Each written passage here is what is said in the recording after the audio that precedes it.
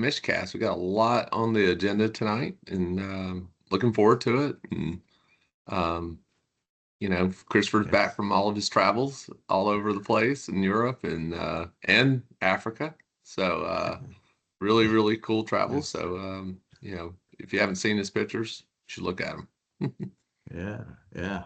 Well, we're excited to see. I think the final the big reveal.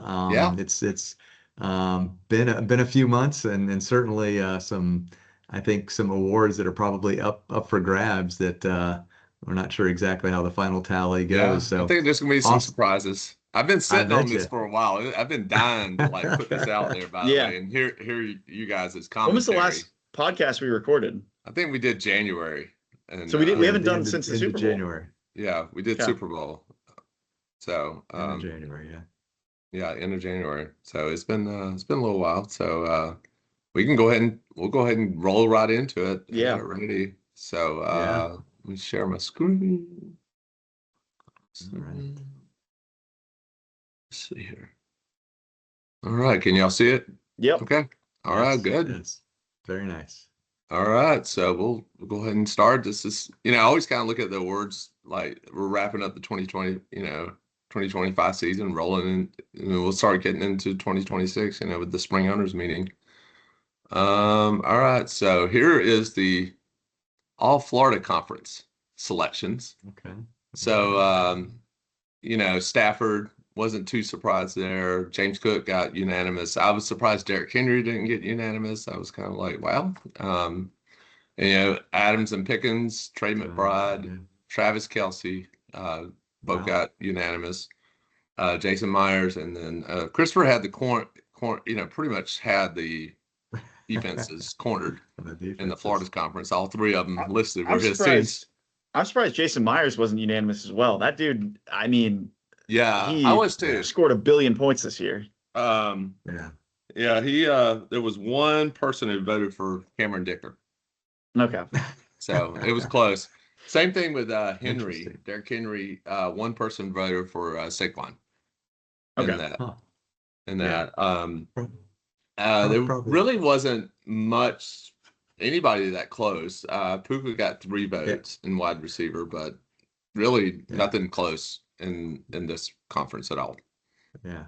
Well, I tell you, a couple things that pop out to me. I mean, think about just like what was probably a week before, the season began in our draft, Matthew Stafford, the old man, bad back, and was just, obviously plummeted in the we talked about it on this draft podcast. position. Yeah. Yeah.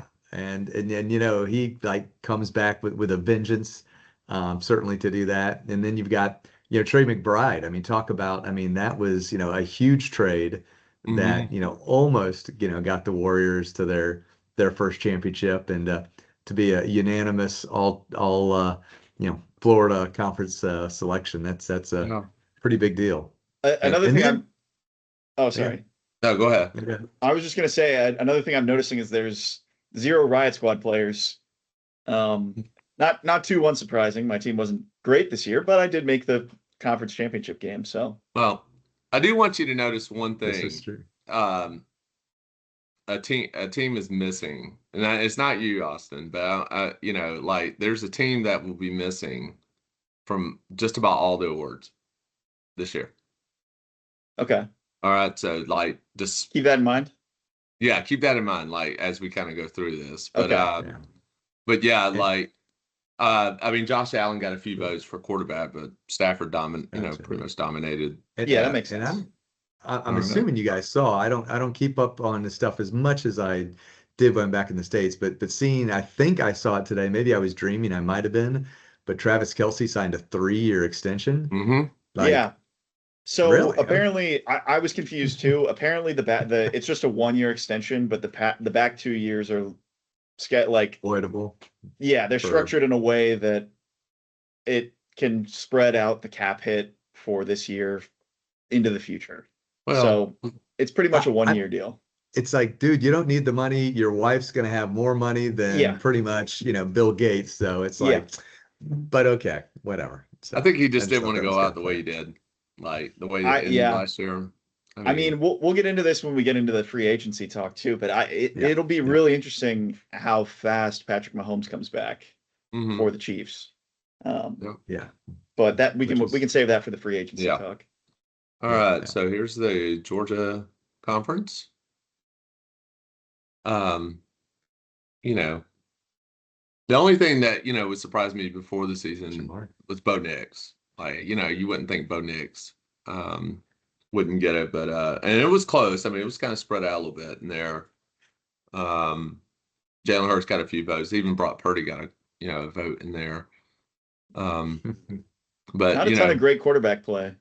no, not in the Georgia conference this year. Yeah. And in the running back, the Was second it? running back position was pretty close between Gibbs and A-Chain for the Yeah. Dolphins. That's a pretty loaded team. Yeah, the wide Yeah. receivers wasn't close. Tight end was pretty scattered. Jake Ferguson got some votes, and George Kittle. It was pretty close between all four tight ends with I see you have Warren and Brock Bowers. the riot squad for Amon-Ra. I'm not in Georgia anymore. No, I don't know why. It said Whoa. Rampage. I think it autocorrect. Oh, okay.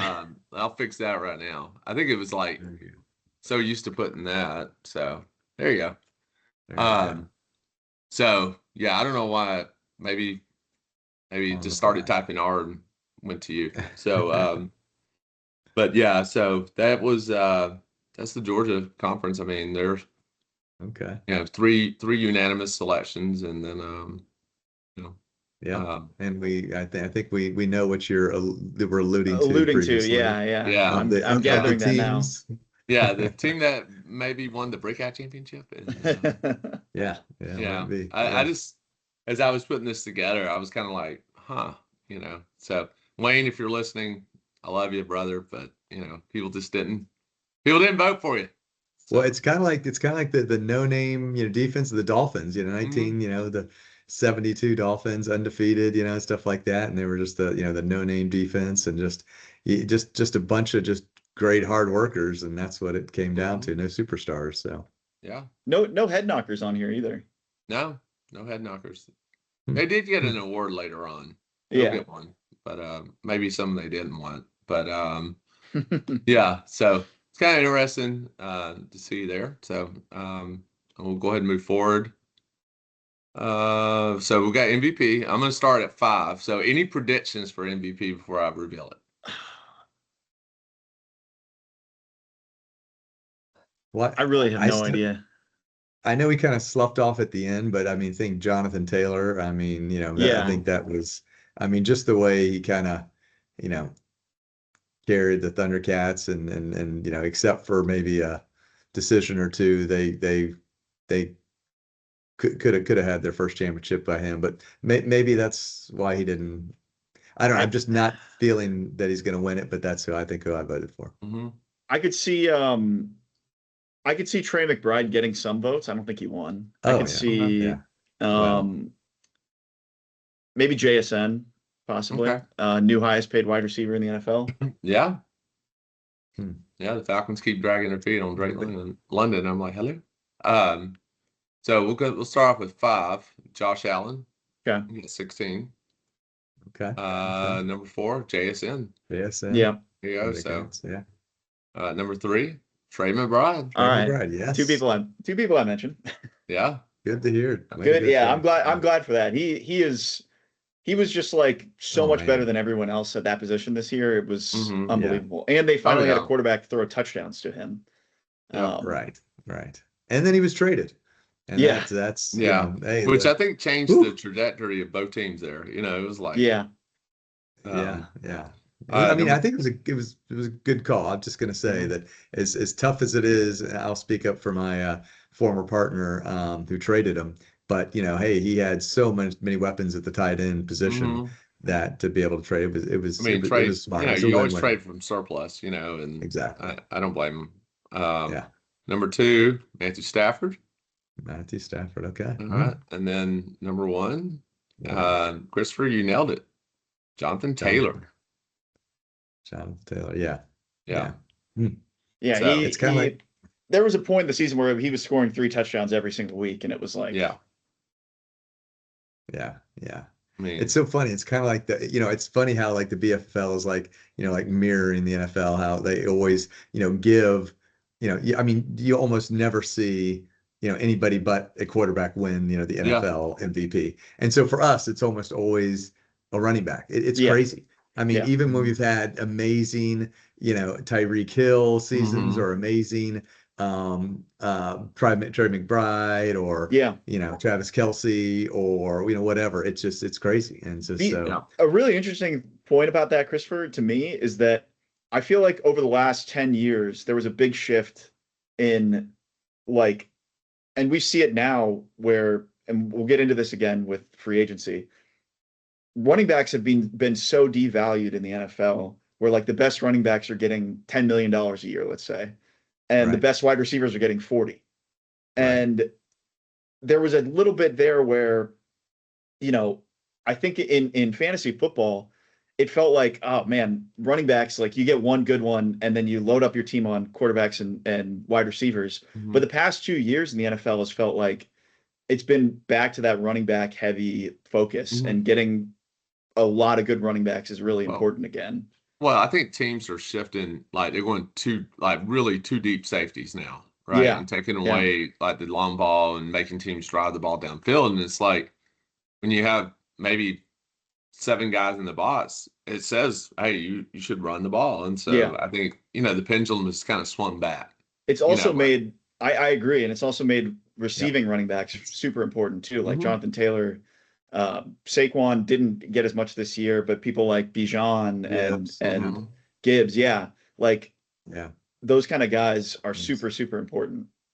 Mhm. Yep. Yeah. So, Yeah. And just, it's interesting because, when you do go on the long, touchdown runs, which JT and others are very capable of, like Saquon did last year and such. I mean, you do get those a little extra. I mean, you get the chance for the 8, 9 point Yeah, touchdown run. And then, so, which the most, you really, ever get is a 7 point for a wide receiver. So running backs, they tend to total more points. But like you said, actually about Trey, which is again the reason why I don't know when it's going to happen, but that it's the separation and it's yeah, the clear mhm. separation, like a Kelsey or somebody when you're so much more ahead of that's really what it should be. And who knows, maybe there'll be a award for that one year, but we just need to be able to somehow be able yeah, to yeah. recognize these non-running back quarterbacks. One year there will be a wide receiver or tight end that wins the award. So Yeah, we'll see. 1 year. All One year. right. Next up is BFFL Rookie of the Year. Any guesses? This Well, one? I'm trying to think. I mean, there's a lot. We had a lot of rookies this year. Yeah, Omarion Hampton maybe. Oh, he was injured for a lot of it. Yeah. Yeah, he got hits. It's really weird because when you look at really, if you I don't know how some of these quote unquote voters did. I mean, if you look Hmm. at points and you look at you know, a player that still got points, um, the quarterbacks for the Giants or Hmm. Scatabo and stuff like that. You got to look at their points, which is what versus what the really impact was. Hmm. Now, actually, Scatabo did have some, and I mean, I think you ended up picking Austin, didn't you have I had Jackson Dart? Dart. Yeah, So I mean, you just got to, but sometimes still getting the points. And I yeah, remember looking when I was voting, I was like, wow, the guy I forget whether it was Jackson or whatnot didn't have the most points, or had the most points. I'm like, he probably still is not the most impactful, just Okay. because it wasn't. I mean, what were they doing for their team is what yeah. I Yeah. was thinking. So Okay. so That's All right. fair. All right. So um, second place. and All they right. Mm-hmm. He started super hot, he cooled off a oh my lot. gosh, Mm-hmm. He's about to be our wow. number one wide receiver, though. Oh yeah, 100%. Oh, we'll All probably right. get to And that too. then number one, Jackson Dart. Yeah, Jackson. yeah. He was. So I, Okay. I think this would be Cam Scadaboo 100% if he didn't get hurt. Ye- He was yeah. electric to watch. So much Yeah. Yep. fun. I wish he would stop talking in the media. Oh, oh, Kind of like Yeah. Puka, yes. but I uh, Yeah. think he actually has CTE and he doesn't even know it. yeah, I'm just yeah. Yeah. saying. Yeah. Well, Jeez, both of dude. these, like the Giants have such a good future set up with Jackson Dart, Cam Scadaboo, and Malik Malik. Neighbors, Yeah. but they just can't keep him healthy. And it Yeah. for Oh, the other two, for Jackson and Cam, it's been headshots. Like, Mm-hmm. guys, yeah. please You got to Jackson's protect gotta get yourselves. down. He's got to get Yeah. out of bounds or something. He's Yeah. really Like, got to protect himself. Because he was so much fun to watch, and I think he made mhm. Giants fans not absolutely miserable. Yeah. You know, maybe I'm presuming too much there, but Yeah. like, dude, just slide. Interesting. And maybe tell Yeah. Baker to do the same thing, please. Well, and remember, I think it was Gruden who called him out when he was doing his little Yeah. head to head with when he was Mhm. rookie. He's like, "You're an idiot. You're just not smart for doing that." Yeah. My last point here, I will say, I mean, again, in reality, Mecca was just, I mean, he was on fire for the Bandits, and I think if I would say Amika is probably the rookie of the year. But again, that's why I remember looking at it and I seen it was now. Yeah. It was Dart had the points, and I'm Yeah. like, voters are going to vote for him, but I Yeah. think Mecca's definitely. I think if more of Teteroa McMillan had more like blow up games, Oh, yeah. he ended the year really- with a Yeah. ton of stats. Or to me, But- like if they played Trevion Henderson, the Patriots, a little bit No, more. I don't even get me and started on maybe that. and the Thundercats played Dan. him a little bit more too. Yeah. Yeah, no kidding. They might have just, we'll never know. Yeah. So, all right. Next up, CPW of the year. Any guesses for this one, Christopher? It's not going to be Ashton Genty, I'll tell you that. Yeah. Uh, I only had 3 listed, so yeah. all right. Well, we'll just scroll into it. Yeah. Number 2 is Ashton Jitten. There you go. And number Wow. 1, Junkins. Well, Quinton Jenkins, Heroes. yeah. There you Yeah, go. Jenkins. Again, Yeah. another player who, before the season started, was like, Yeah. is he even going to play this year? Right. Like I he know, didn't I have a tell ya. contract going into the draft. That was a good call, Yeah. Christopher. Yeah. And Samantha. Yeah. So, Yeah. Poor No, it was- Conquerors it- on a plane couldn't. Yeah. Well, it's funny because they had like other players and like you said, I don't think anybody thought that. I mean, the dude was either going to be filed with charges or wasn't even hadn't even signed yet. So, but that was. I mean, again, you got to love Cleveland where you're just going to run the ball and stuff like that. He was great. I mean, he was what I was hoping Hampton would be. So Yeah. yeah, he was my favorite player by far. very good. So All right. very cool. All right. Waiver wire gem of the year. Good Jim. Oh, this is a Ooh. tough one. Yeah. can We had some remember. tough ones. There were some listed. good ones too. There were some good Yeah. ones. All right. So we'll start number 2, Jackson Dart. Okay. Jackson Dart. Yeah. Yeah. And then number 1, Jason Myers, Conquerors. Wow. Yeah. Huh. Kicker. Okay. Yeah. Hey, I can see kickers that. are, I mean, kickers are fancy players, man. There. Huh. I think the Seahawks, like, he kicked 5 field goals for like 3 or 4 games. Mhm. It was crazy. Yeah. Kind of kept Yeah. the Conquerors alive for a lot of it. Yep. So I'm We're glad good I'm there. glad he got the kudos there, and I'm glad I made the point earlier about him not being the unanimous kicker for yeah. Florida. Yeah. He had a really good year. So. Super Bowl champion, that's for sure. Yeah. Yep. No doubt about it. So Biggest bust. I mean, there was really only 2 choices on this, to be honest with you. I mean, right. so we'll start Justin Jefferson, Mm, 14 points. Yeah, I think not really was his, a not product really of his quarterback. fault. yeah. Not really his Quarterback fault. Yeah. situation. Number 1, The Thomas Jr. Yeah. TJ. I mean, Oh, I had to choose wow. that pitcher. Yeah. That was almost unanimous across the board. Like him getting number 1. There was a know. couple people. He got that the voted yips. into, but He got the yips. I don't know. Like, I don't know what else to say. He just couldn't catch the ball. mhm. Yeah, that's surprising, especially with Liam there as coach. Yeah. It's like, And they you won couldn't- 13 games this year. Yeah. Yeah, it's crazy, but yeah. Well, and hopefully they'll keep a hold of him, and just try to do something with him and not get rid of him. Or, that's just because he's definitely got the talent, but Oh yeah. wow, definitely Yeah. a fall off. That no doubt But yeah, about the it. head That's knockers got something there. So I was like, they didn't want. This is the word you don't want to win. But, Yeah. All right. yeah, good point. All right. Surprise of the year. So we'll start off with number 2, Matthew Stafford, 10 points. I Yeah. kind of look at after Oh, yeah. 10th round or later. You just kind of Sure. like. All right, and then number 1. Bad back and all. Yeah, number 1 was Drake May. Drake May. Yeah, Drake May, MVP Drake May. Yeah. You had too many defenses, and the Conquerors had too many quarterbacks. Yeah. Yeah.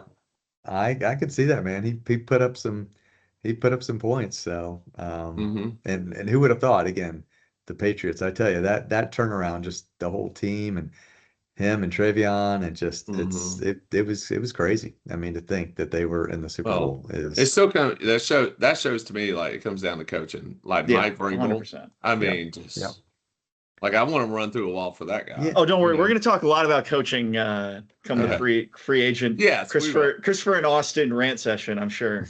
Yeah. Well, I got something for you too. Bourbon bid. So second place, Vito, 7 points. Heroes. Okay. Number one, Daniel Jones. I mean, wow. Yeah. Daniel Jones. Yeah. He had the best year, I think, out of Bourbon bid, and pretty good. Pretty good surprise. And then last one, comeback player of the year. We have Daniel Jones, second. And then number one, all right, Wayne, here you go. Christian McCaffrey. There you go. Yeah. So we got Wayne some love there. So I know he's still go. watching. So we got you some love there, Wayne. So wow. Yeah. So that was his only award, the Walleye, this year. But he got the he's got the hardware. I don't think he cares. The main hardware, exactly. And we've got to go to Wayne's World and to see him get the trophy again. And he every time it's in Waynesboro lately, he's been holding the hardware there. So yeah, that's for sure. No, that's good. Yeah, that's all right. So that's it. So I kind of capped the 2025 season, and I think all those. I don't think there's any in there that I really truly disagree with. I think a lot of those are pretty fair. Yeah, I think so. I wasn't that surprised with any that I didn't like, and I think everybody voted pretty fairly. I was kind of like, sometimes, calculating these votes, sometimes I'm like, stupid, Yeah. I mean, I've said that a couple times over the years, but this year I really didn't say it. I was like, okay. Like, I mean, hey, just get better. I think this league has gotten, it's just really, really, really hard because everyone is, as much as some people claim to say like, oh, I don't know. We got rid of Jim Stefanik, who didn't watch football, and I think everyone here watches football. And so it's just hard. It's really hard. I've played with other people, and this is the hardest league to play in by far. Oh yeah. I mean, I played in a league several years ago with my brother-in-law, and I got kicked out of the league because I won too much. Like I won, I think 3 out of the 4 years, and he came up to me and he was like, "Everybody's mad at you. You got to go." I was like, "Okay, no problem." But I do find it. I mean, it goes into and when I get back to getting in my fully role as legacy chair, things as like Brickhat Bowl champions that don't have a single Pro Bowl player on their team. So I can go back and see that. I mean, that's just not normal. Sometimes you could have a good supporting cast and you have the one superstar like Saquon or whatever that just leads you. It makes sense. But to have none and to win it all is kind of crazy. It really is. So that's something that I will definitely have to delve in. And again, kudos to Wayne for being able to, and Adam and Mark, to be able to certainly put the constant pressure, or and attention it is on the waiver wire and everything like that to build a team, even if it doesn't have superstars, and to win it all. So shows you how important the waiver wire is in our league. Yeah. I mean, you got to play it. Yeah. So, all right. Yeah. All right, we're ready to move on to free agency. Free agency. Yeah.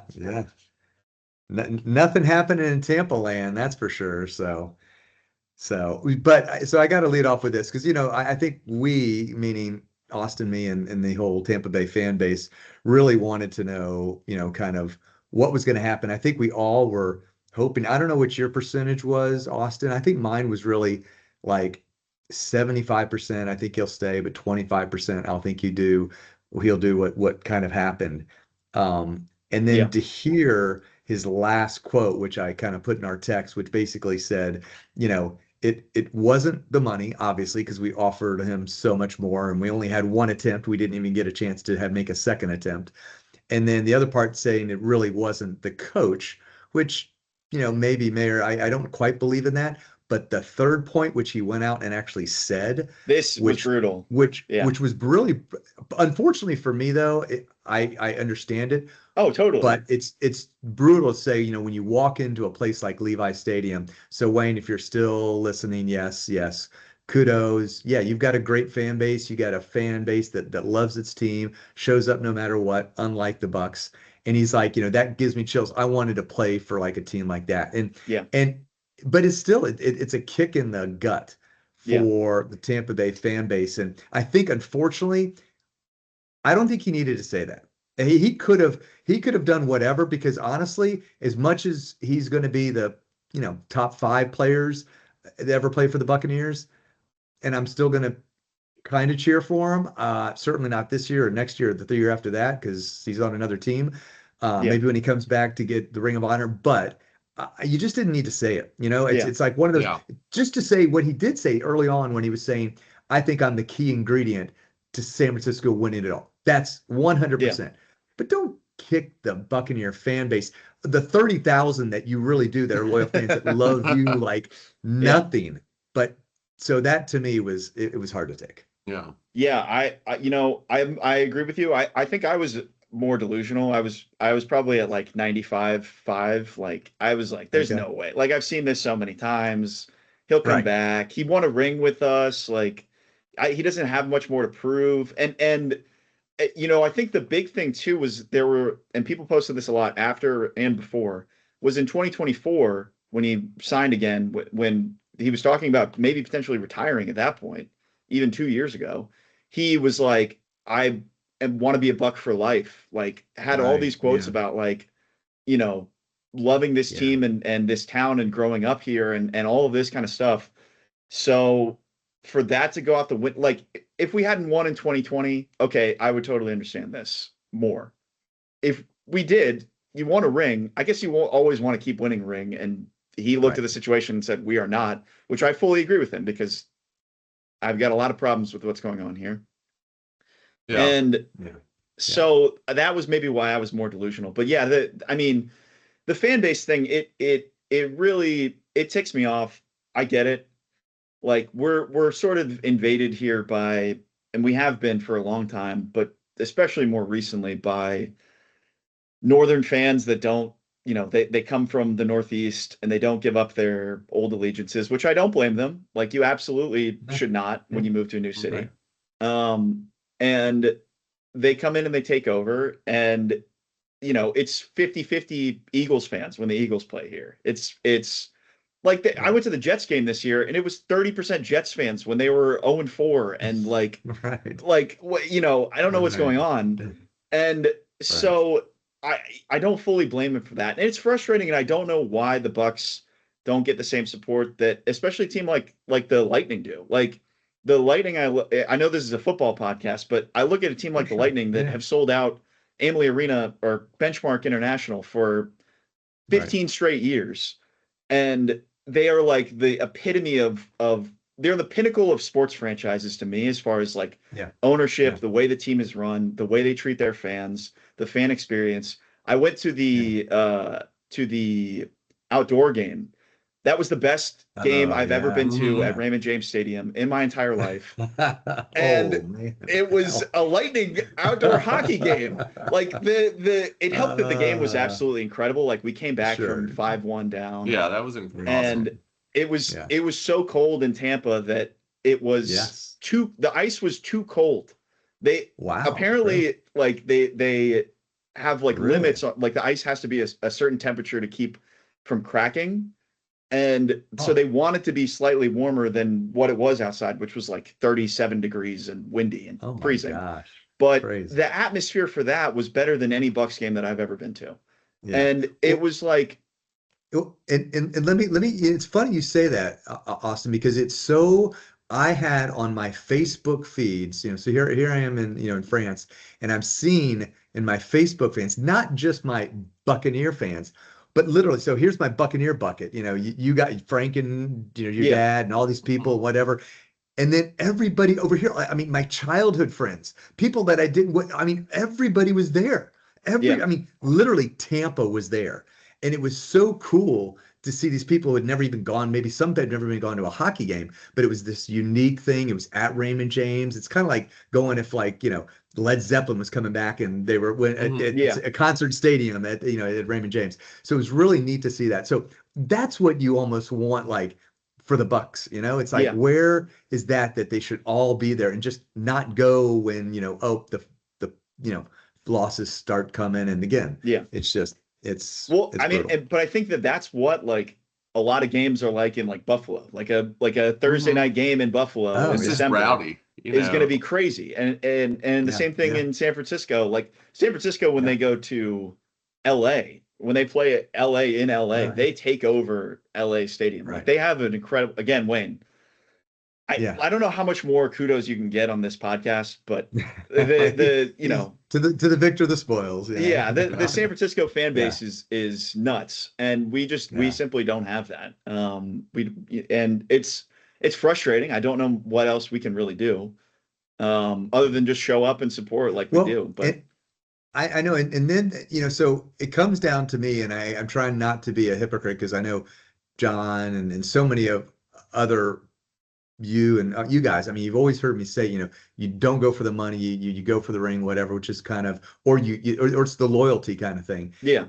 So here it was like, it was like going after the ring, not the money, which is what I always love to see. But then it's that, like, Martin St. Louis, where it's like, you could have been, the guy, I mean, forever in the hockey lore in Tampa, and instead nobody even mentions Martin St. Louis now. Now, I don't know how it's going to be. I think it's going to be kind of like, John Lynch is, it's like, John Lynch versus Derek Brooks. I mean, Derek Brooks, he could have been Derek Brooks. I mean, he could have been. I still think that they'll retire number 13. I still think that he will, like. Well, they will. They retired Marty's number and stuff. Yeah. But I think it's the way people talk about him.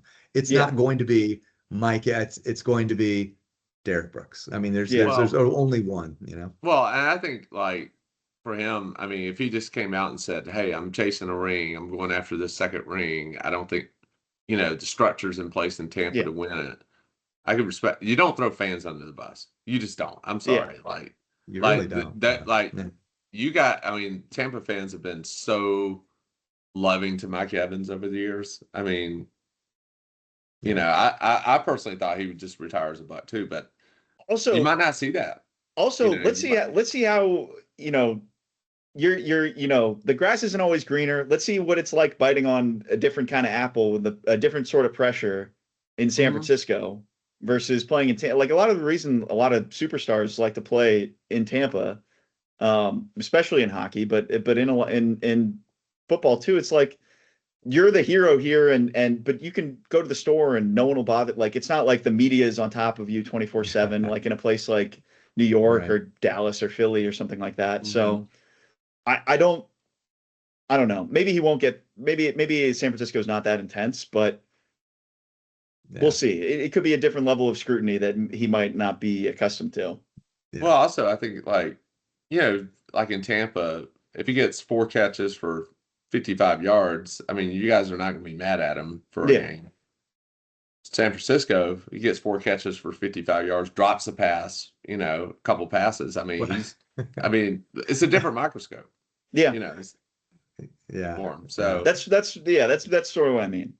Yeah. I think, I was surprised. I was just surprised he left. I mean, I'm happy he's out of the division as a Falcons fan. I'm like, good, but I always say this, like, it's rare to see someone finish their career with the team they started. I mean, I even look at Johnny Unitas. Like, this is before free agency.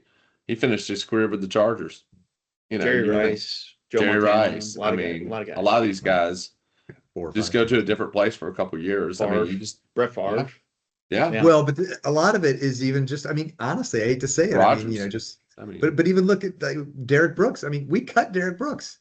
Yeah. But he was beyond his playing time, except he knew when to say when. People like, Franco Harris and some of those people did not. So it's kind of that thing. And unfortunately, I do think Mike probably does have another, couple of years in him. So it's going to be painful, but he's leaving a train wreck in Tampa, which, is just, I think I'm going to have to, it's so funny too. You'll never get this moment, but I would love to be able to talk to somebody.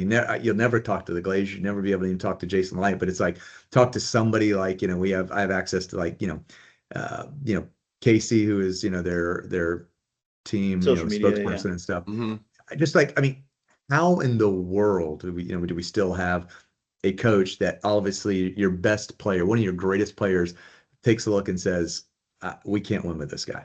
I mean, is there any more, like, you knew the fans knew it. I mean, now your best player, and I tell you, as I said kind of on our text string, is like, I think you're going to see just like a literally dumping of like season tickets and stuff. It's going to be, it's going to be as bad as it's been in a long, since like the 90s, it's going to be that bad. And thanks for hiring Zach Robinson. I mean, I brought the U-Haul to his house and pointed him south for you, but that surprised me. I mean, I was like, wow, like that was a dumpster fire here. I legitimately, I said it before. I think that it was literally like Todd Bowles said, wow, this guy has destroyed my terrible defenses the last 8 times we've played. Like, we got to get this guy to be our offensive coordinator. Well, he's not the one who drafted, Michael Penix. I'm just saying. I mean, or whatever. So it's like he was dealing with what he did, and then he handed the ball. He finally gave it to Bijan, which that figured, I don't know why he couldn't do that 2 years ago. That kind of stuff. So I don't know.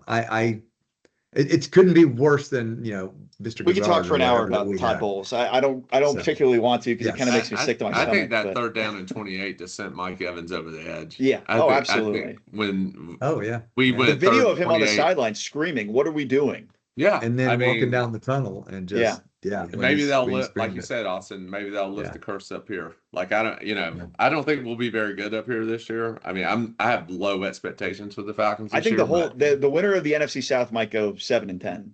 Like, well, I don't know. I mean, Carolina, man, Carolina did good in free agency. They did really good in free agency, and they've got. I mean, I still don't know if Bryce is the answer, but I mean, hey, they won it last year, so they're champs, and somebody's got to knock them off. And at this point, I don't know. Ain't gonna be us. I mean, yeah. Our number one edge rusher is Anthony Nelson, and this kind of leads into probably the next topic that we would get to would be the edge rusher debacle in Baltimore. Wow. I mean, I haven't heard much about it since then, but that whole thing about Trey Hendrickson and Max Crosby and the way they treated Max. Speaking of treating players poorly, they had Max Crosby like drive 5 hours in one day total. It was all a big mess.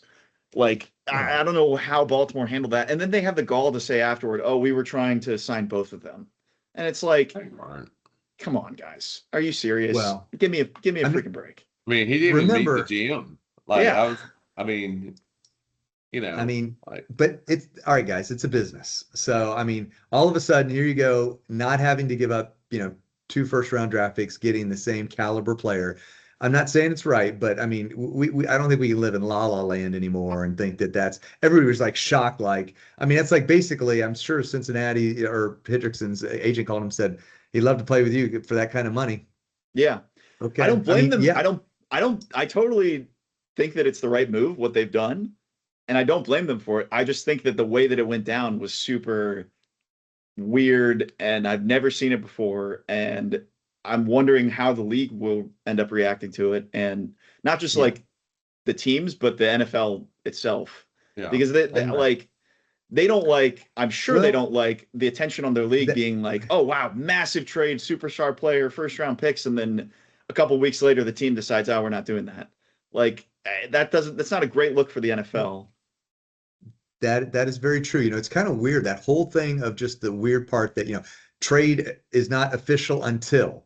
Yeah. So that's on the NFL. And then the whole thing about, oh yeah, by the way, free agency begins on the 12th when no, it begins like the 8th or 9th, and people Yeah. are making all these calls, but you get how many? I mean, the NFL's, like you said, I agree totally. When they are going to have to figure this out, Yeah. because as long as they have these crazy windows of tampering and all that stuff, It's it nonsense. muddies the water. Yeah. Yeah. It really does. It makes it very, very tough. So, and I Well, tell you, stepping back, you mentioned something. I didn't know anything about the car ride stuff. When you said treating Max poorly, I thought you were talking about the Raiders, because the Raiders really were, you know, I mean, they were screwing with him at the end of the season and stuff like that. I mean, he is just a balls out kind of player. I mean, Yeah. he's like, you know, Ted Hendrickson, the Mad Stork, my dad and brother used to love and stuff, and I was a Steeler, so we hated. But I mean, he was just a fanatical player, and he still is. And they just treated him terribly. Oh, yeah, you've got an injury. He's like, no, I don't. He's like, no, you need to sit. No, I don't. I mean, talk about treating him bad. He's like, I just want to Yeah. go out there and play. And they're like, well, we're probably going to trade you. Like, he's like, what are you talking about? You're going to trade me? It seemed bad from the whole thing. So it is unfortunate that he had to go through that, being what seems to be a pretty good guy. And now he's right back there. Like, yeah, like he's We'll right see. back with how's that relationship going to work this year? Yeah. I mean, I can't imagine he stays there, but Just an it's gonna help aside- that he has a different coach there. I think, Kubiak's Yeah. going to handle things a little bit differently than I also think it's clear too that the best quarterback in the Las Vegas Raiders organization last season was Tom Brady. I don't know if you guys saw some of the Yeah. flag football clips. Yeah. Tom Brady can still throw the football. He can still throw the football. Yep. And That's- Geno that- Smith that- cannot. All right, Yeah, we Geno have Smith's trust me, that's our third topic, because I've got a huge little 20-minute rant on that. So Okay. let's not get into that. So Yeah. But I mean, who do you think? So Hendrickson and Crosby. Let's see how this one plays out, because I tell you, Yeah. I'm pushing all my chips on Crosby. I think the dude is just, I think he's a phenomenal. I don't think he's going to end up playing with the Raiders. I think No. they'll end up having not 2 first rounders, but they'll end up trading him somewhere. And he's going to play with a vengeance, especially when he gets the chance to play. Oh, I don't know, either Baltimore, or he's going to be dying to go. Put me in the Yeah. Pittsburgh Steelers. Put Yeah. me, Yeah. in there, and just go after Baltimore twice a year. So Yeah, I hope he gets traded to the AFC North, but Yeah. to a good team. Like I think he'd be great on like Steelers. the Bills. The Bills would Yeah. love him, I'm sure. The I'm Bucks sure would Jerry would love to make him, a trade but for him too in Dallas, but yeah. But I don't know. That whole thing was weird to me. I mean, Yeah. literally Yeah. just like the way Yeah. it'll be interesting how free agents are going to react to Baltimore now. Yeah. I know Henderson signed, but players are going to be willing to sign there. I know usually it's a great organization, but they're just like, the way this whole thing went down, they may not be able to sign that many players from here on out for a while. Well, speaking of weird, I think the weirdest contract I saw was Alec Pierce. I don't know if you guys want to talk about that at all. sure. Yeah. Alec Pierce getting over $100 million, like a massive wide receiver one kind of free agent deal. Mm-hmm. It just seems like an insane overpay to me. I don't know about you guys, but like I think that he's good, solid wide receiver. But that was one deal to me that was like, what are we doing? I don't think he's number one. I don't think he's the number one receiver, but he'd be a solid 2. But I don't know. And you're paying him $115 million. Like, Yeah. I don't know. I mean, it happens. Unfortunately, I hate to say it happens every year. I mean, you've got the salary cap. You get teams that have such huge cap space. Yeah. They go out like a drunken sailor, and literally they start just throwing money after.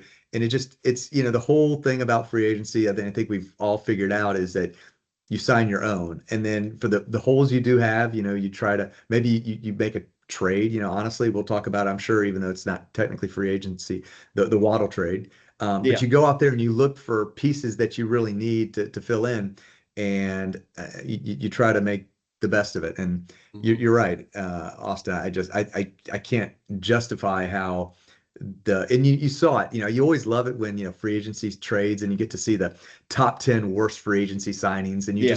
you're like, of course, I mean, just stupid, terrible. Yeah. Like, and then you look at Yeah. something honestly, like a Tua. And let's Yeah. give kudos to Atlanta. I mean, here's a $100 million dead cap money for the Dolphins, who you get to sign for literally $1 million.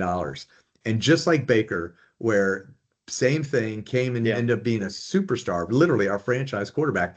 He could be the franchise quarterback for Atlanta. That he got for $1 million, and it's like, and that's probably more likely. I've seen in the papers, and again, maybe they're just French papers, wink, wink, but it's like that says Tua is going to be the quarterback, for the team. So Atlanta I mean, won't if you, commit to Penix. oh yeah, all. exactly. But if you can get a great talent like that, and I think Tua is a great talent still, for $1 million, I mean, that is a free agency deal. That is just Yeah. that's the Low smart risk. deals. Very Same thing low with risk. same thing with Kyler Murray in Minnesota. Yeah. Yeah. He's Low going risk. to quarterback rehab with Yeah. Kevin O'Connor. Yeah. I think JJ McCarthy's out. I mean, they signed Oh. Carson Wentz Yeah. Oh, too. So I mean, McCarthy. I know, Christopher, you Well, called that one. I mean, you gee called whiz. that one. You should be an NFL GM. We all should. Like, all I three mean, of us should be. the JJ McCarthy and the two quarterback drafts that made no sense to me over the last like 5 years was JJ McCarthy and Anthony Richardson. Anthony Richardson going top Oh, five never right, made any right. sense ever at all Ooh. in any world. I don't care if he's a top Oh. athletic god. He didn't know how to play quarterback. Like, I don't know if that's something you could teach 20 years into your football playing career, but he just could not play quarterback. And You can't read a defense. yeah, and I JJ know. McCarthy, he won a national championship with Michigan, and I've talked a lot on Handing here the about ball off. yeah. Handing the ball I was about to say I've talked a lot on here about it. I love quarterbacks that know how to win. I think it's really important, but I think that he didn't know how to win without having elite talent in the offensive line and in the running back game. Like, he threw 125 yards in the national championship game or something like that. Like, there was nothing he did at Michigan that ever showed me that I was like, okay, this guy has to play quarterback in the NFL. Like, he's a worthy of a top 10 pick. That felt bizarre and crazy. And if he can't figure it out with Kevin O'Connor that fixed Sam Darnold and fixed Daniel Jones, like, I don't know if he ever will. Right. Yeah. I do wonder, and let me hear your guys' thoughts. I always wonder about, like some of the free agents that are out there. I mean, it's not like, hello, 2 weeks ago we've been into free agency, Cam Jordan and some of these other guys that are just out there. What are they waiting? I mean, are they like, is there like, I want, $10 million a year, and the guys are like, I'll give you 4, or you just wonder, there's some people out there. There's Jennings, for 49ers, Jawan Jennings. I mean, there's some real good talent still out there. And it's just kind of like, I mean, there's several, I think 3, Taylor Decker, I think, from the Lions offensive line. I mean, linemen are the gold commodity right now in the NFL. You're like, there's some people out there, and it's just like, sign people. I mean, you just wonder. I mean, I just wonder what are they waiting for? I think some of them are waiting post draft now. Yeah, that's what I was about to say. Let's see who teams draft, and then I can sign on to be a starter somewhere. Yeah, but to me, think about it.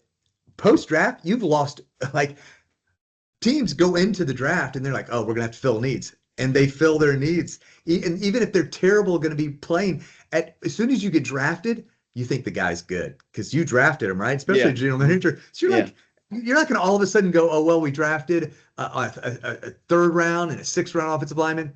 But you know what? Let's go ahead and sign that Decker guy for the Lions because, I'm not sure if my guys are going to fork out. No. So that's what I'm saying. Your window, literally getting to the draft, is like, you sign like now. I mean, your leverage after that is, I mean, and it's not like all of a sudden you're going to like break a leg. I mean, and who's waiting until, August or the new year? I mean, you can, but I think we'll see a lot more of it in the lead up to the draft. I think right now, there's like a little trickle of news every single day. A lot of teams are signing, either like re-signing their own players to new contracts to restructure cap years and things like that. Yeah. And I think that more and more will happen slowly as we get closer to the Mhm. draft.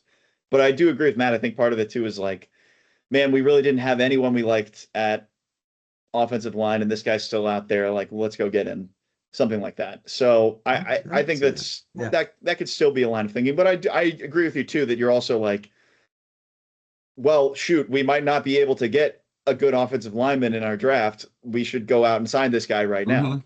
So there's two ways to think about it, and maybe GMs have differing views. I'm sure some of it probably too is on the players being like, I could hold out for a team that really screws up their draft and needs me. Mhm. Yeah. Or somebody So somebody blows a knee out in training camp, that and too, hey, But that's August. I mean, That's I yeah, know, that's you're waiting but a that long happens time. a lot. I mean, a lot more Yeah, than you think. I know, like Kirk Cousins. I mean, he's like, I'm waiting until the draft is done.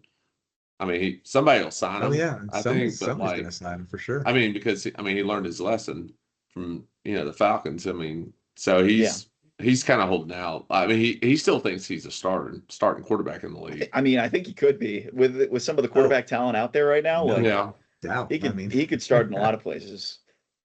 absolutely. So And it's interesting. So speaking of one of the interesting going about where I think you were talking earlier, Austin, I think it was, or maybe Matt, when you were talking about, how early or late is Patrick Mahomes coming back? Yeah, And signing, Fields, Justin there is, I mean, great. Again, for yeah, nothing. They mhm. sign a dual threat, to give up the Kenneth Walker and still have Kelsey and it was a genius move. Again, Kansas City is just a smart organization. Mhm. yeah, It showed that obviously they're just smart because again, one of the top three things I'll always wonder is how you can have a multi-billion-dollar company and the linchpin is like your backup quarterback, and so many of them have like nothing.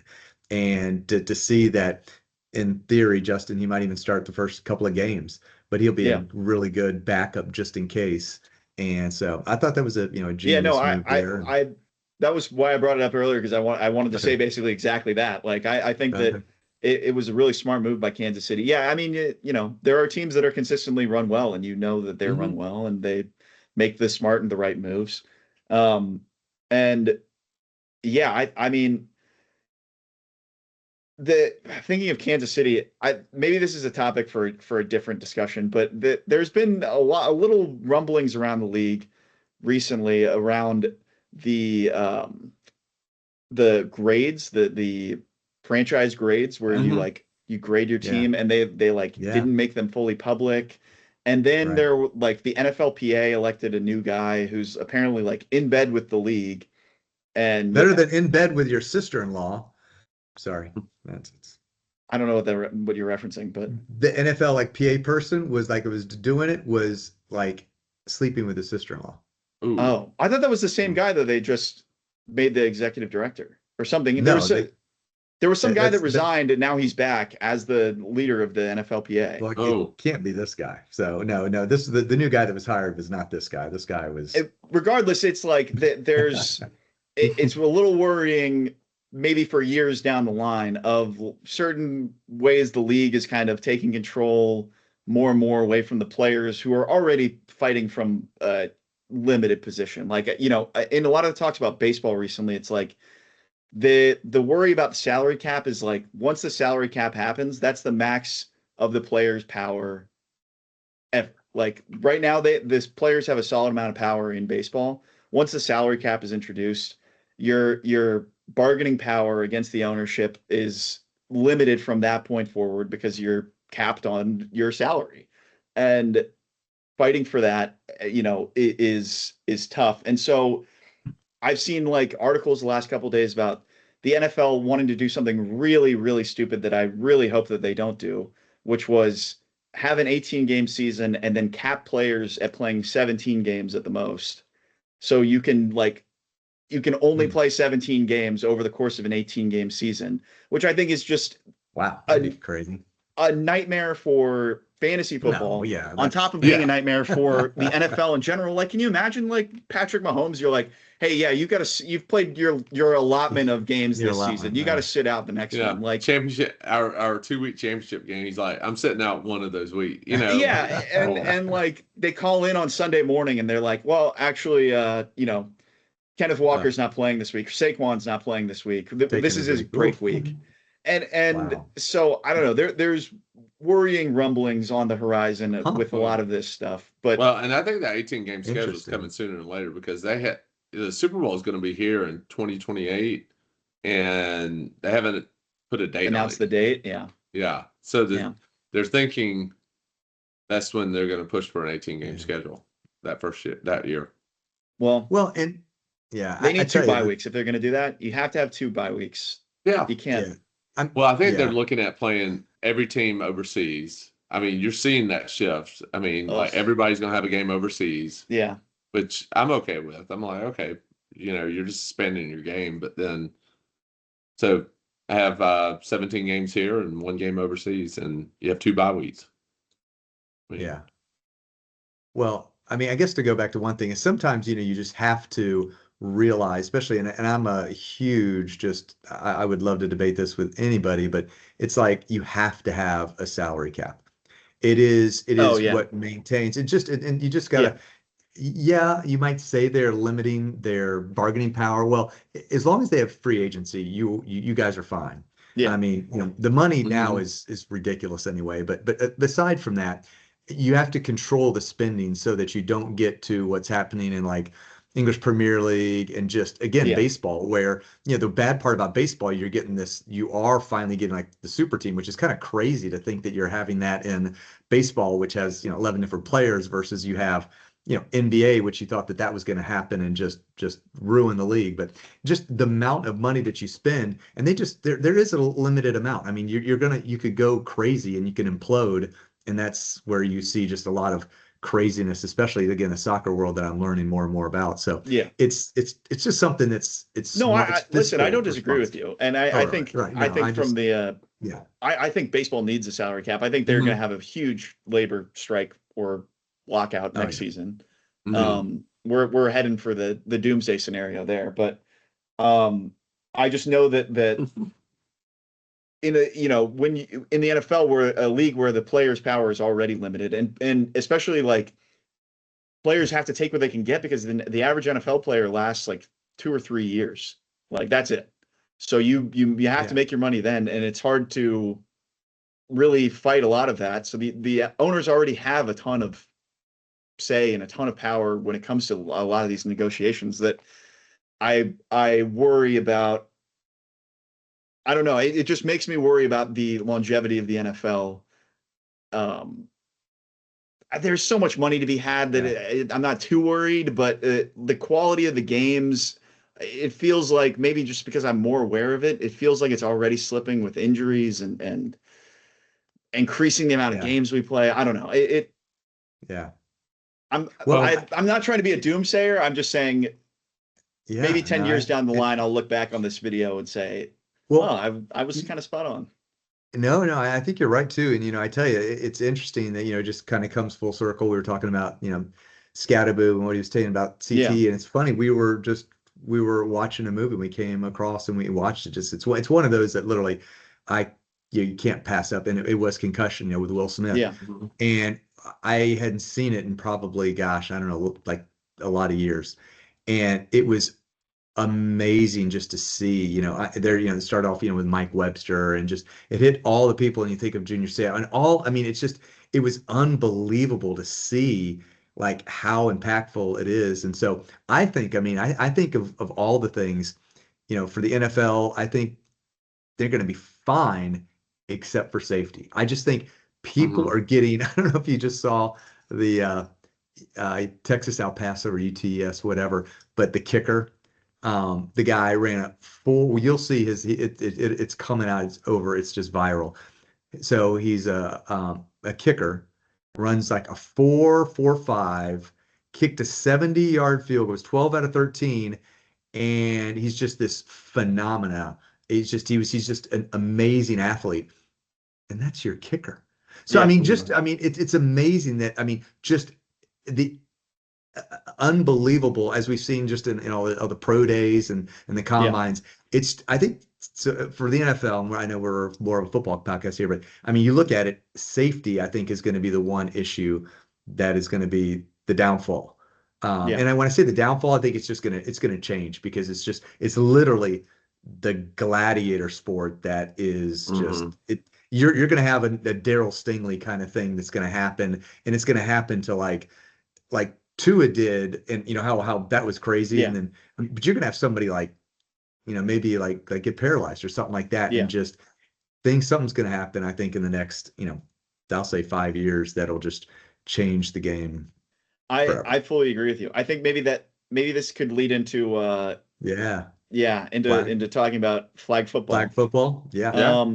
Because two things about that. Number one, maybe not as many head injuries. Number two, if I'm a Cincinnati Bengals fan, I am freaking out right now. I know, running into the end What zone. the heck? I had no idea this was even happening. And then to see Joe Burrow like making these cuts and getting ripped down by his pants in an exhibition game against like YouTubers, I'm like,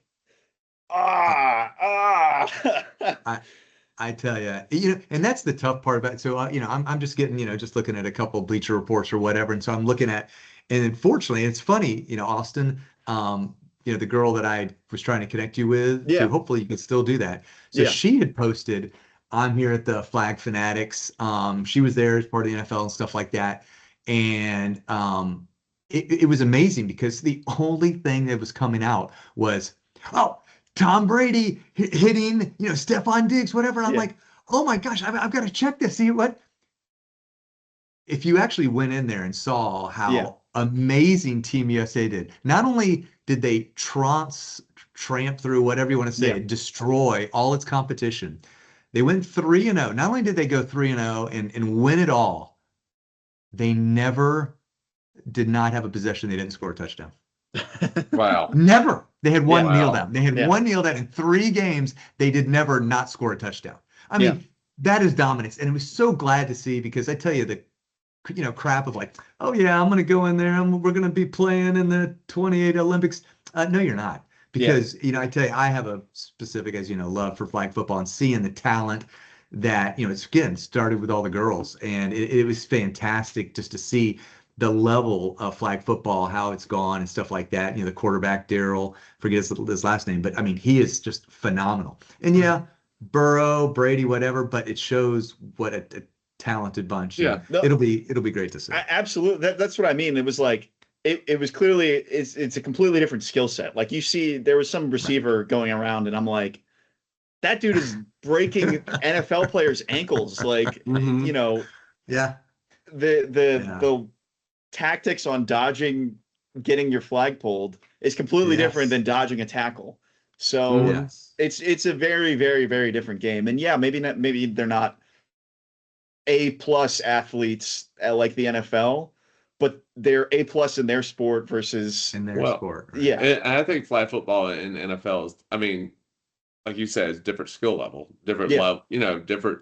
It's not like basketball, like like you can have NBA players jump onto an Olympic team. Absolutely. It's the same sport, almost. But flag football is it's a completely different thing. Yeah. And I think, like Joe Burrow thinking he was just going to roll in and like just drop dimes and if I was the Bengals coach right now, I'd be calling up Joe Burrow and like, what are you doing? Like, we don't want Joe Flacco again as our starting quarterback most of the season. So what's so bad though is that, I mean, it took me, and I was a little lazy about it, because when I finally saw it, I finally did my 3 or 4 or 5 clicks to get down to the answers and everything. But I saw the other 3 or 4 clicks. It was I saw like Logan Paul being juked out by Saquon. I saw Tom Brady throw a touchdown. They go up 8-0 and get torched 48-13, guys. Can we see a single play from Team USA? And I know it's Tom Brady and Logan Paul and stuff, but it's like, can't you just give a little? Oh, and by the way, here was the dominating performance. You guys might want to check it out. No, it's like there used to be an Little old joke about Shohei Ohtani when he was on the Angels, and it was like Shohei Ohtani went 4 for 4 with 2 home runs and pitched, 8 innings and gave up a run, and the Angels lost 3-1. And it's like Yeah. that, that's basically what it was like, wow, look at these, the NFL superstars are playing flag football and they lost 58-7. And yeah, so no, I agree with you. Right. I think that it was smart to build hype using the NFL for 2028. Like, I think that it Yeah. will make people more aware of it. Like, I'd never seen a professional flag football game before. Like, I think that Okay. now I'm like, okay, I get more of an idea of it now, because Yeah. I will admit, I'm going into it, I was like, oh yeah, we'll do like what we do for basketball, like what Matt said. We'll throw Patrick Mahomes and Jamar Chase out there, and we'll score 100 touchdowns, and we'll beat the rest of the world 1,000,000-0. But yeah, seeing that they're the completely different skill set and how impressive all those guys are, it's very cool. Yeah. Yeah. It is. And it's exciting. And that's the part where I think, I mean, again, from the two topics we were just talking about with safety and everything, it's like, I mean, I see that's where it's going. I mean, I just honestly, I cannot foresee. And it's great because you see the skill level in that game. And because of how kind of crazy it is, you look at how many hockey games now are filled with fighting, very little. I mean, when it happens, yeah, everybody gets excited, but it's like it's down here. It's like it's in like the 1 or 2%.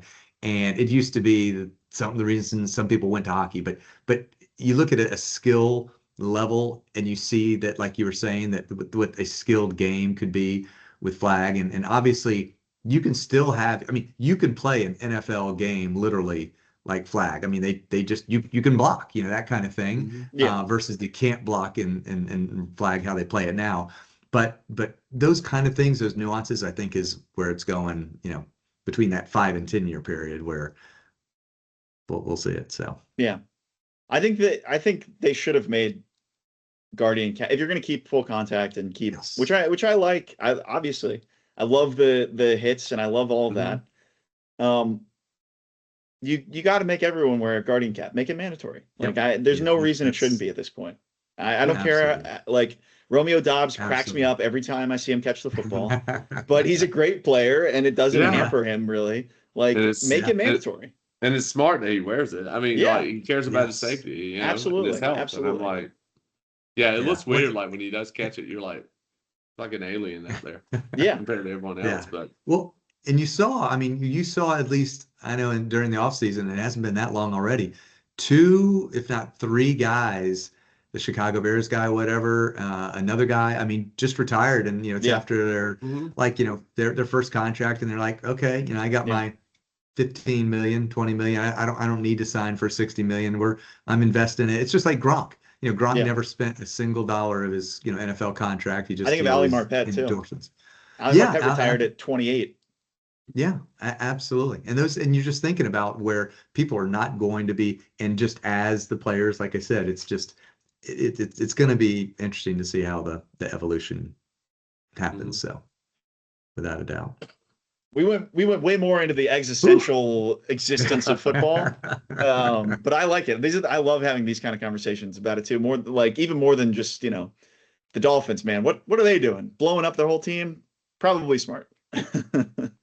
I mean, they're not. They were not going to win the next couple of years. I always say this: if you're not going to win, or your Super Bowl window is kind of shut, which it was down there. You might as well just blow it up. Get draft picks, get draft capital, and just take the hit. And I mean, I feel bad for Malik Willis, but I mean, he's going to really have he no got 60 million.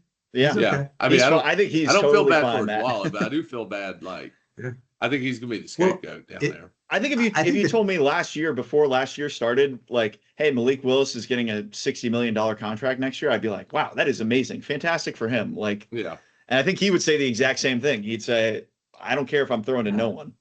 Yeah. Right. But it's tough for the fans. Us. I mean, you can imagine. I mean, especially on our fan of the year little thing we have him. One of the 2023 Dolphin guy is a great guy, and just he's the one that goes to every game, every single game. It doesn't matter where it is. And he's like, I mean, he's beside himself, but he's just like, I guess we'll just have to wait and see. Now, to your point, Matt, also, it's like, you're right. I always remembered it was probably maybe 3 or so years ago, 4 maybe. I'll never forget seeing this crazy stat of like NBA, OKC, City Thunder. I mean, like they had like 14 first round picks in like the next 3 years. And I'm like, what? Those are the NBA picks when we trade one player for 16, first round picks, and you're like, Yeah. And look, they're like just the dominant team. They get they just, and so it doesn't quite happen that way, obviously, in the NFL. But I think, to your guys' points, they're just basically saying, let's just build our team here through the draft, and we'll have a couple.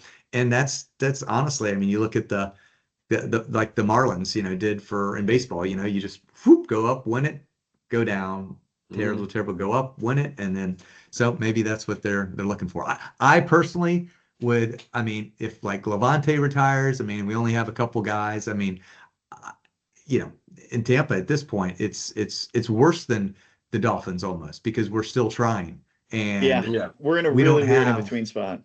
I always say you don't want to be picking like 16, 15 in the NFL draft. You want to be picking either like top 10 or in that bottom 25 through 32. Yeah. I always say that. Like, it's you tough don't want to be like, drafting in between. as long as we have Tristan Wirfs, we can't blow up the team. As long as we have. Still could. Oh.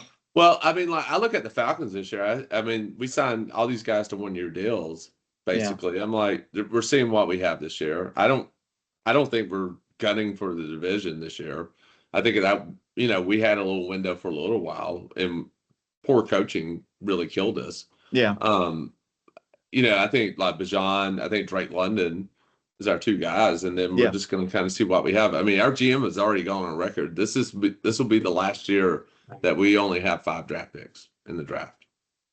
Yeah. We don't. Our first round pick this year is sitting in. He's got 3 felonies and a misdemeanor on him this year. Yeah. That was rough. So despite do you have Kyle Pitts though? Well, he's on a 1-year deal. I always say 1-year deals don't kill you. It's those long term. But you know what? Like Tua, when the Dolphins signed Tua to that long term deal, that killed him. And I like Tua. I think he's a great guy, but he backed him into a corner. He threw like 38 touchdowns that year. He had a great year. Right. Yeah. But aren't you? You hurt your team. I totally agree with that. But I'd say the same token, unless you're getting almost a gentleman's agreement, and I don't think we got a gentleman's agreement from Baker. I think it was Baker really was like, wow, thank you for believing in me and giving us a shot. If you do a 1-year deal, it's like, I mean, all you're doing is setting yourself up for, you got to pay him and do a Daniel frickin' Jones thing, or you franchise him tags like George Pickens. So it's kind of like, I'm not sure what really 1-year deals get you unless you are a team like the Buffalo Bills. You're going to almost win it. I mean, there are a few teams that can do that and get away with it very well because you're just trying to win it. But the other 20 teams, I'm not sure 1-year deals do you any good, to be honest with you, unless you're just hoping that they're going to sign with you after they do really good, and maybe they'll give you that gentleman's agreement. I think the Falcons are in rebuild mode this year. I do. I personally think we're trying to rebuild on the run, but like it's a 1 to 2 year rebuild. I really do. I don't think it's like, I don't think they believe in Penix. I don't think this like Matt Ryan, Kevin Stefanski believe in Penix, and hey, why not? Do 1-2 year deals. I mean, you guys took a chance on Baker. We're taking a chance on Tua. It worked out well for you guys. Absolutely. Well, I think I think the Falcons are going about it smart. I like Stefanski. I think he's a good coach. Certainly better than Raheem Morris. And I think that two-time coach of the year. That's impressive. I mean, he's got the Browns to the playoffs twice in his tenure. I mean, that's something. Hey, if you get the Browns to the playoffs, you win the player coach of the year award. Yeah. I think with the Bucks, it's like you said, it's the worst spot to be. We're in absolute purgatory. We have aging superstars. Some have left us. We've got young talent that we could build around. we've got middling draft capital, and we have a staff that is purely a lame duck staff. I don't care how many people Todd Bowles fired and hired new this year. This is a purely lame duck. If we go 8-9 again, he has to be fired. Like there's no other alternative. Like so to me, it's like you either go all in or you blow it up, and we're just like we're fine to know that Todd Bowles' ceiling is 9-8, and we're fine with that. And to me, that's not how you. I don't know. I don't like that approach to sports in the slightest at all. Yeah, I don't either. I don't like it. I mean, to me, I'm like, either you're going for the Super Bowl, you got to, in the NFL, probably a 2 to 4 year window. Yeah. Or you're blowing it up. And I mean, I'll give Miami credit. I don't blame them. Like, blow it up. You're not going anywhere. And if you've got a smart, if you've got a smart GM, and then you've got a coach that the players, respect and will want. I mean, that's just the system. And you really don't have to necessarily blow it out. You could just work it to that point. Mm-hmm. And I think, that's honestly, of all the things, that's where I think the good teams do. I mean, I really thought, again, like this past year, I thought, hey, the Ravens, you got the Lamars, you got the Derrick, they got a good, strong defense. Now they had some injuries and stuff, but I mean, you always had, before the crazy trade thing, but I mean, the general managers and stuff, they were making smart deals. They just built that defense.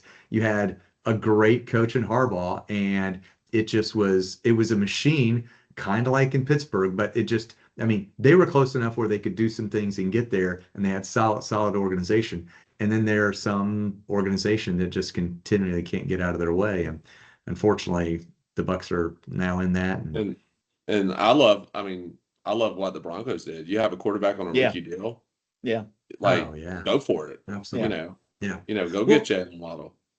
And I tell you, people, that's what I really ticked me off. They were like bashing a lot in that deal, saying, "Oh my gosh, I can't believe for Jalen Waddle it was a first round, a second round, and like a third." And it was like, hold on, guys. It was a fourth round swap. Literally, they switched fourths. The first was like 30, 31, whatever. So that's literally like a second round pick. So you get him for like a second and a third at most. I mean, Jalen Waddle is a talented, and again, if he's going to be that, you put him with Sutton, and Peyton. I think it's a really smart deal. And a great, okay, good. I was seeing some of I thought it was a really good deal. Yeah, I mean, you've got talent. You're that close. You got a great defense. Close. You got a Bonix looked better this year. Yeah. I think he's still got a long way to go. But when you've got Sean Payton and you've got like all this, RJ Harvey's going to be great. Like you've got all this talent. You make the trade to win now. You don't. You win now. Yeah. Right. I mean, I love. I mean, I always say if you can find a quarterback on a rookie deal in the NFL who can carry you guys for 3 or 4 years on that rookie deal, you go all in. You do. You like. Yeah. I mean, I wonder, think if Bo Nix was healthy for the AFC Championship game, they would have won. Yeah. I mean, just my opinion. Yeah. Yeah. No. So. Yeah. Well, I think they did win anyway, but. Yeah, I think they could have won too if they hadn't. Yeah. Gone for it on that fourth down play. That was. Mm-hmm. Yeah. But yeah, I like it. I always say don't be picking at 15 or 16 in the NFL. Don't. I know. Well, I think that leads us as we've gone a full 90 plus minutes here. This is awesome. Yeah. But I think our next time will be post NFL draft. Yeah.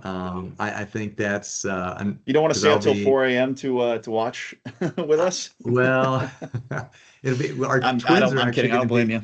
You'll pay for it next day. Yeah. Right. I'm sure I'm going to watch it in some way, shape, or form. But our twins are going to be coming over here, and they'll be here during the draft. So, awesome. So it'll be cool. So maybe that Monday or Tuesday afterwards, we could do that and. Just kind of recap some of the craziness, wildness, and we'll recap the BFFL NFL Draft Challenge, and then see how it goes. Bucks at 15. Where are the Falcons? I'm taking a nap the first round. They traded their first round pick. Oh, Yeah. I seriously didn't. Yeah, Okay, I'm sorry. James My Pierce, bad. we You're traded our right. first round pick this You're year right. for last year to get back in You're the right. first round to draft James Pierce Jr., who he had a Is great he, year. I mean, is He he the looked guy? good. he just a little psycho. That's Yeah. all. You know, Oh, is he the guy that got he's all got this 3 stuff? felonies. Yeah, he's the Ooh, one that stalked his girlfriend. He literally like after the last game what? of the season, or this is I think before the last game. We were in New Orleans, or the Oh my Falcons God. were, and James Pierce like flew down to Miami to stalk his girlfriend or It his was ex bad. girlfriend. It was bad because then he, on top of that, he like rammed Hit a his cop. car into a police officer's car and like got into a Ooh. fight with police officers. It was bad. Like, Yeah, really bad. Wow. I mean, I don't know if he'll play in the NFL again. Ooh. Probably not. Wow. Wow. He'll spend some time in prison. I mean, he deserves it too. Like, Oh my Yeah. God. absolutely for doing Yeah. that. Wow. Oh, I didn't know about that. Oh, Oh, yeah. okay. Honestly, it sounds Well, like We'll give you he something to needs- look up. He needs while you're professional over there. help, if Yeah. anything, too. Like, Yeah. Well, there were some 'Cause red that's- flags at him at Tennessee, but the Falcons just ignored it. You know, like, hey, let's draft a quarterback with 2 knee surgeries and 2 shoulder surgeries, and then we'll draft this guy, you know. So that's why Terry Fontenot is probably working at Yeah. Dick's Sporting Goods now. He's looking to get a job or trying to get the BFFL. I think I saw an application, so it kind of proved his I had my worthiness back shredder like right over here. That's where it went. then. There you go. I love it. You know, we didn't even talk about Cool. well, we don't have to, but we didn't even talk about March Madness. Christopher, you're doing pretty well. Yeah, you are. Yeah, You and me yeah, actually are both doing pretty well. I saw. Yeah, it's tight. I mean, it's like between 1 and I think Matt, you're 6 or 7. I think I mean, within 10 points, which is like a game. Yeah. So, you have one, 10 seed or something like that. Yeah, it's kind of crazy. Yeah. So Did it's you see the video of the Vanderbilt game against Nebraska? Like the end there, I was just. I saw. Oh. Oh my gosh. The picture of it is even worse because the ball is like Oh really? the Halfway ball is down. like 60% in the hoop. No. And you're like, how did that not go in? Oh. And it just didn't. Oh. Brutal. Yeah. But now we get Nebraska versus Iowa in basketball. That's going to be a crazy game. Oh. Yeah. Oh. Well, for I saw you, a I meme, saw it was I they should have an honorary like punt the first game. Yeah, Instead I of saw having that a tip off, have a too. punt. Well, I saw your picks there, and obviously it was kind of unique to have. You could have had Florida versus Vandy, and just Yeah. I mean, not one but both go out was just like that's kind of a neat when you have like a Georgia Tech versus Wake Forest or something Yeah. like that when you have the chance for so. But No, I got. Unfortunately, it was a weekend of a lot of crap talk from friends and my uncles too. My uncle's kind of actually giving it to my dad because Furman, Clemson, and Vandy were all playing in the tournament, and they're like, "What?" So Furman, Clemson, and Vandy are all in, but I don't see Wake Forest. And my dad was like, "Wait, what conference is Furman in again?" And I think Scott said, "Oh, one that we can win." And I was like, "Ah, that's a good comeback." Yeah, and then Scott and Jeff both texted me about Tottenham this weekend. Tottenham. We don't have, Wow. we cannot talk about that.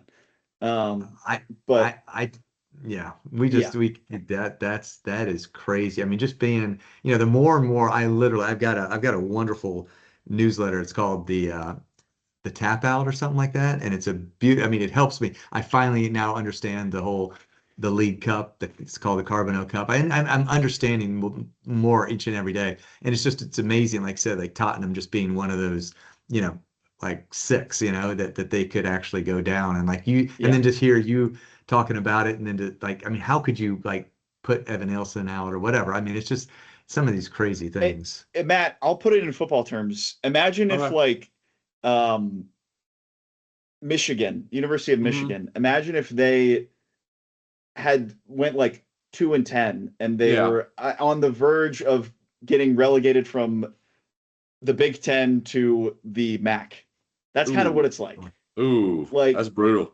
Yeah. Yeah. They're in big trouble. We may be headed that way in college football. We could. We certainly could.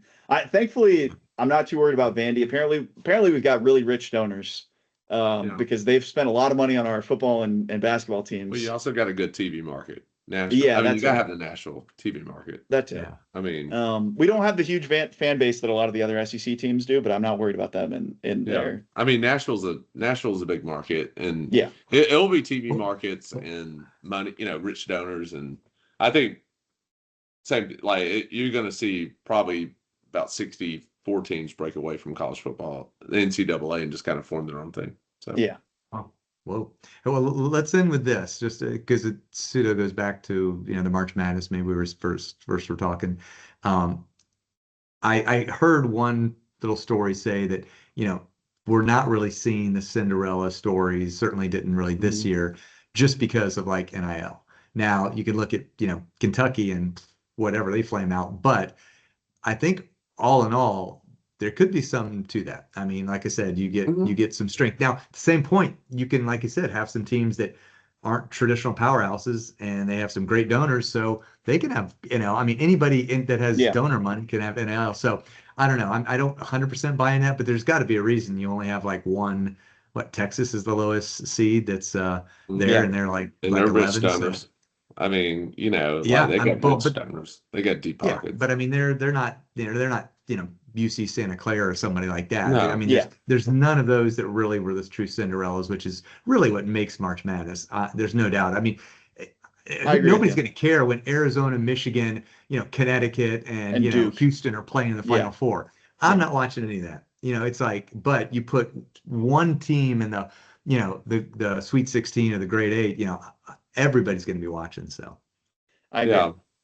I agree. I mean, I think NIL, I think it's kind of taken away from some of the smaller schools. I mean, just like they'll recruit a kid, freshman, have him for their freshman year. He goes off, let's say, averages 24 points a game, and then here comes St. John's or whoever. Right. Like, here's Chelsea. Yeah, here's I'm sorry. 15. Here's a couple million, $5 million to come play for us, and so I think that's just changed it. Maybe the underlying tension of this whole podcast is there's some systemic and existential problems going on across all of sports right now. And it'll be interesting to see how they'll get solved. I'm not worried about like the NFL folding or anything like that, but it'll be interesting how a lot of these things get resolved in the future. And then when there's a lot of money at stake for a lot of people. If we're all right, I mean, we'll post this all over the place. Yeah, that's it. That's it. Our YouTube channel is going to go viral. Yeah, someone's going to pick us up. Yeah. So that would be awesome. So absolutely. All right. Well, this has been great, but it's now Tuesday where I am. So yes. So all right. Well, we'll sign off till the NFL draft. Yeah. Sounds good. We'll great talking to you guys. Later. Yep. All right. We're off.